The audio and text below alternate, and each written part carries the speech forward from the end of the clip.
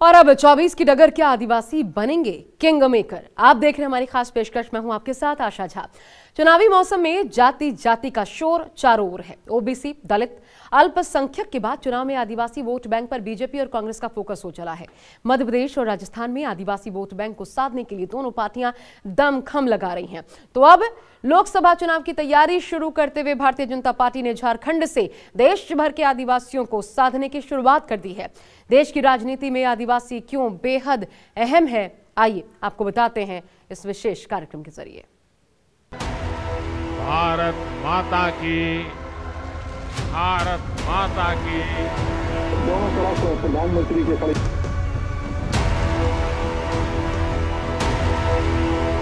आदिवासी जिसका रखेंगे मान, वही जीतेगा 24 का घमासान। बरसात लगातार रुकने का नाम नहीं ले रही।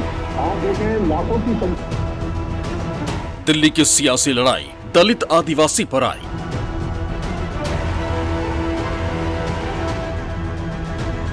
सियासी गणित पर जिनकी पकड़, वही आदिवासी बनेंगे किंग मेकर। 5 राज्यों के विधानसभा चुनावों का आगाज होते ही नजरें 2024 पर अटकी और भारतीय जनता पार्टी दिल्ली की गद्दी पर लगातार तीसरी बार काबिज होने के लिए मिशन आदिवासी पर फोकस होने लगी, जिसकी गवाही दे रही हैं ये तस्वीरें। इसके अलावा आप देख रहे हैं किसानों के लिए उस बीजेपी के कैंडिडेट को इसमें मदद मिलती है। लोकसभा चुनावों में आदिवासी वोट बैंक की राजनीति की शुरुआत विधानसभा चुनावों के प्रचार के साथ ही हो चुकी और अब विधानसभा चुनावों का प्रचार जैसे जैसे खत्म हो रहा है, आदिवासी पॉलिटिक्स का दायरा देशव्यापी होता जा रहा है। भारतीय जनता पार्टी ने झारखंड से 2024 के लिए आदिवासियों को साधने की शुरुआत की है। नरेंद्र मोदी सरकार ने बुधवार से जनजातीय गौरव दिवस मनाने की शुरुआत की है। विशेष रूप से कमजोर जनजातीय समूहों यानी पीवीटीजी के विकास के लिए 24,000 करोड़ रुपए का प्रोजेक्ट तैयार किया गया है। इस स्कीम को बिरसा मुंडा की जयंती के खास मौके पर 15 नवंबर को लॉन्च किया गया।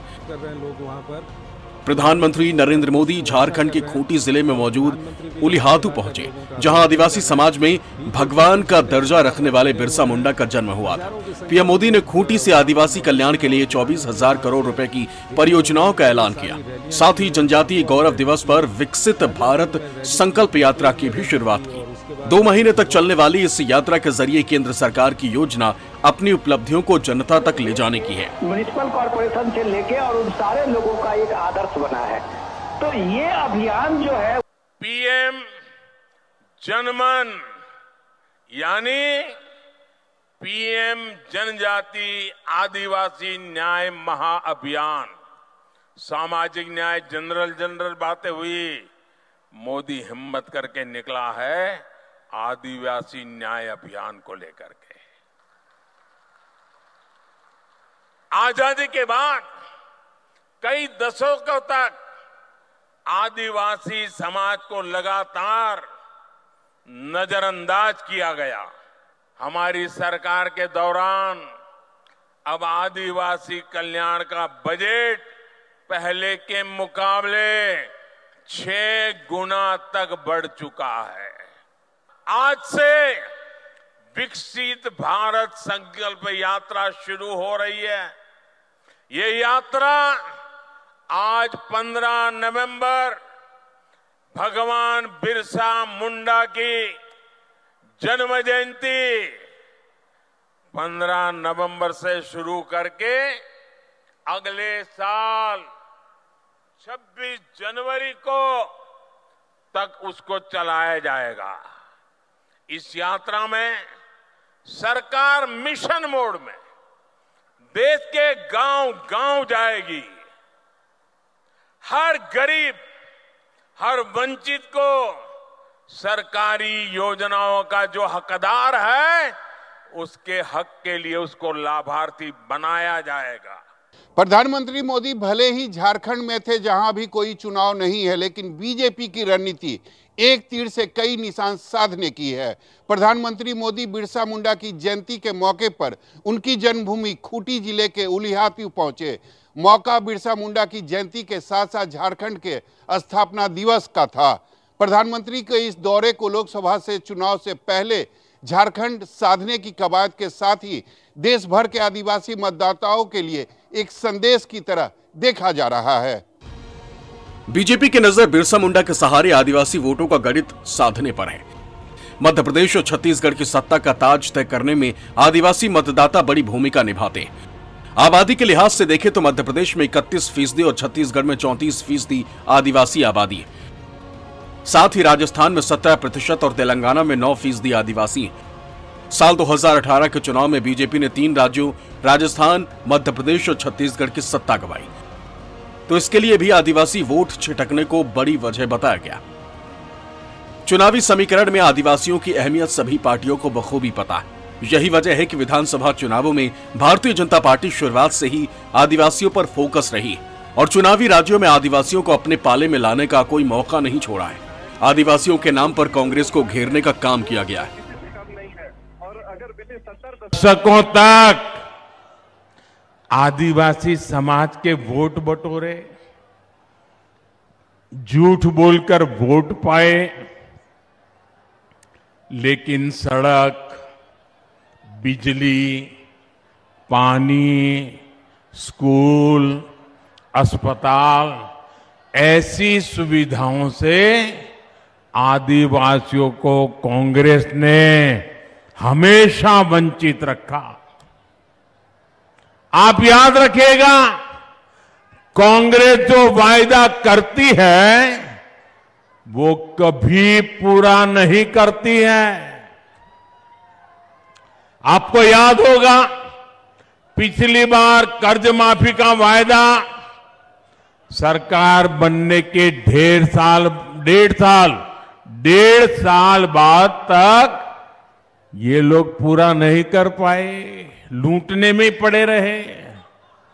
वहीं दूसरी तरफ बीजेपी है जो जितना वायदा करती है उससे भी ज्यादा करने का प्रयास करती है। भारतीय जनता पार्टी की तरह विपक्ष भी आदिवासियों पर फोकस नजर आई। इंडिया गठबंधन बनने के बाद विपक्ष भले ही विधानसभा चुनावों में एकजुट नजर नहीं आया, लेकिन लोकसभा चुनाव को साधने के लिए बड़ी विपक्षी पार्टियां आदिवासियों के हितों को लेकर मोदी सरकार की खुलकर खिलाफत कर रही हैं। हम आपको आदिवासी कहते हैं, बीजेपी के लोग आपको वनवासी कहते हैं।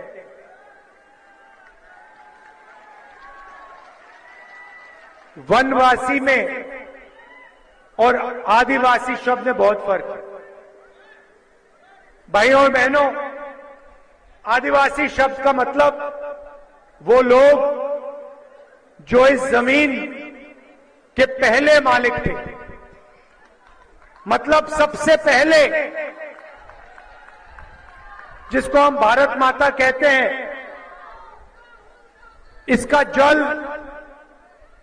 इसकी जमीन, इसका जंगल सबसे पहले आदिवासियों का था, आपका था। वनवासी का कोई और मतलब है। वनवासी का मतलब वो लोग जो जंगल में रहते हैं। वनवासी का मतलब आदिवासियों को कोई अधिकार ना मिलना चाहिए। वनवासी का मतलब आदिवासी जंगल में रहें और जंगल से बाहर ना आए। वनवासी का मतलब जब हिंदुस्तान में जंगल खत्म हो जाएगा तो वनवासियों के लिए यहां कोई जगह नहीं रहेगी। जहां भी बीजेपी के नेता जाते हैं, भाषण करते हैं, वो कहते हैं कि सबको हिंदी बोलनी चाहिए, हिंदी पढ़नी चाहिए, अंग्रेजी नहीं बोलनी चाहिए, अंग्रेजी नहीं पढ़नी चाहिए, और खास तौर से आदिवासियों को कहते हैं। आप जानते हो इसके पीछे इनकी सोच क्या है। आप किसी भी बीजेपी के नेता से पूछिए, आपके बेटे कौन से, आपके बच्चे, बेटे बेटियां कौन से स्कूल में पढ़ते हैं? सारे के सारे बीजेपी के बेटे, बीजेपी के नेताओं के बेटे इंग्लिश मीडियम स्कूल में पढ़ते हैं। हम चाहते हैं कि आदिवासी युवा बड़े से बड़ा सपना देख पाए और उसका पूरा सपना पूरा हो। वो चाहते हैं आप वनवासी हो, जंगल में रहो, जंगल के बाहर मत। बिहार की जमीन से जातीय जनगणना सर्वे रिपोर्ट सामने आने के बाद से सियासत में जातीय जनगणना का मुद्दा जोर पकड़ चुका है। जातीय जनगणना को लेकर बीजेपी बैकफुट पर नजर आती है, लेकिन विपक्ष आदिवासी समुदाय के बहाने बीजेपी पर जातीय जनगणना की प्रेशर पॉलिटिक्स कर रही है।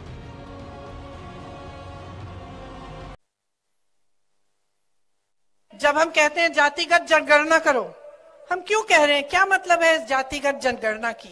एक गिनती है कि देश में, प्रदेश में कौन सी जाति के कितने लोग हैं। इससे क्या होगा?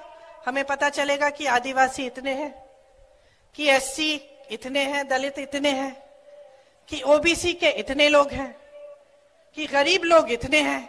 अगर सरकार को पता ही नहीं होगा, अगर ये जनगणना होगी ही नहीं, तो सरकार मदद कैसे करेगी? सही नीतियां बनेंगी कैसे? हम कहते हैं जातिगत जनगणना करो, गिनती करो भाई, प्रतिनिधित्व हो सबका, सही तरह से सबका विकास हो। चुप हो जाते हैं, पीछे हट जाते हैं। कांग्रेस वो पार्टी है जिसने आजादी के बाद जाति गणना नहीं कराई। लोकसभा में नेताजी शरद यादव जी, लालू प्रसाद यादव जी, तमाम दक्षिण भारत के दल जब मांग कर रहे थे जाति गणना की, तो कांग्रेस पार्टी ने जाति गणना नहीं कराई। आज क्यों जाति गणना कराना चाहते हैं? क्योंकि वो जानते हैं कि उनका ट्रेडिशनल वोट उनके पास नहीं है। वो पिछड़े दलित और आदिवासियों की तरफ देख रहे हैं। पिछड़े दलित आदिवासी भी जानते हैं कि आजादी के बाद धोखा उन्होंने दिया, इसलिए इस बार उनकी कहीं बात बनने वाली नहीं। चुनाव आते ही राजनीतिक दलों को समाज के हर उस तबके की फिक्र सताने लगती है जो शासन के वक्त दरकिनार रहता है। आदिवासी समुदाय के वोट बैंक को लेकर शुरू हुआ घमासान भी यूं ही नहीं। 2019 के लोकसभा चुनाव में बीजेपी ने शेड्यूल ट्राइब्स के लिए रिजर्व्ड 47 सीटों में से 31 जीती थी और बीजेपी वही जीत 2024 लोकसभा चुनाव में दोबारा दोहराना चाहती। 2011 की जनगणना के मुताबिक सबसे ज्यादा जनजातीय आबादी मध्य प्रदेश, महाराष्ट्र, उड़ीसा, राजस्थान, छत्तीसगढ़, झारखंड राज्यों में रहती। 3 राज्य एमपी, छत्तीसगढ़ और राजस्थान में देश के करीब 31% एसटी रहते। आदिवासी वोटों पर किसी एक पार्टी का कब्जा नहीं रहा। यह बात अलग है कि पिछले 2 दशक में बीजेपी ने इन्हें वोट बैंक के रूप में डेवलप किया है।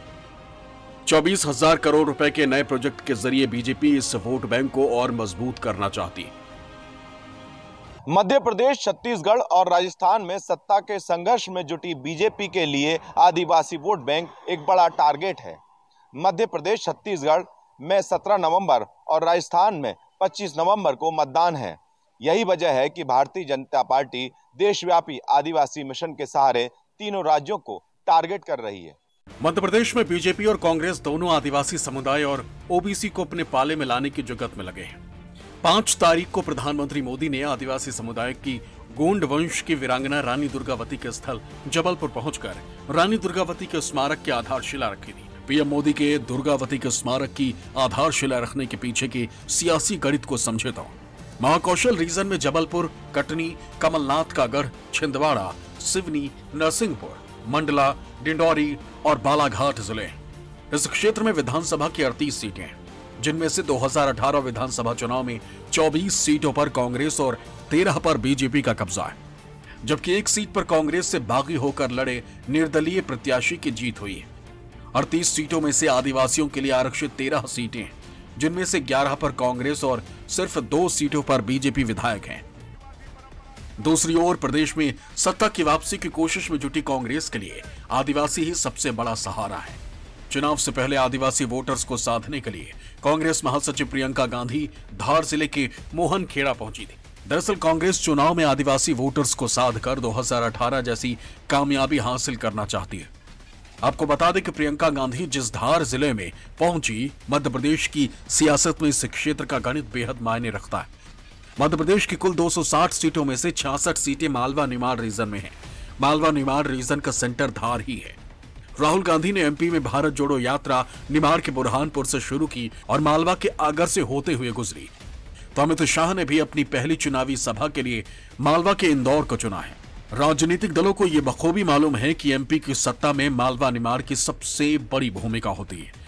2018 के नतीजों को देखें तो मालवा निमाड़ की 66 सीटों में से 34 सीटें बीजेपी के पास हैं, जबकि कांग्रेस के पास 29 सीटें हैं। और 3 सीटें दूसरी पार्टियों के पास हैं।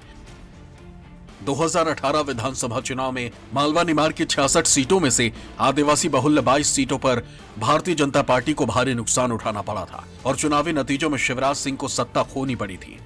2018 विधानसभा चुनाव में मालवा निमाड़ की आदिवासी बहुल्य 22 सीटों में से कांग्रेस ने 14 पर कब्जा जमाया था, जबकि बीजेपी के खाते में महज 6 सीटें आई थी और 3 सीटें दूसरी पार्टियों के पास गईं।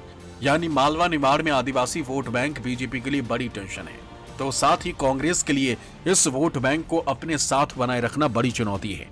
एमपी की सत्ता बचाने की कोशिश में जुटी बीजेपी और सत्ता में वापसी की कोशिश में लगी कांग्रेस के लिए मध्य प्रदेश का आदिवासी वोट बैंक क्यों जरूरी है, उस पर एक नजर डालिए। दरअसल एमपी की कुल आबादी में 21.10% आदिवासी हैं।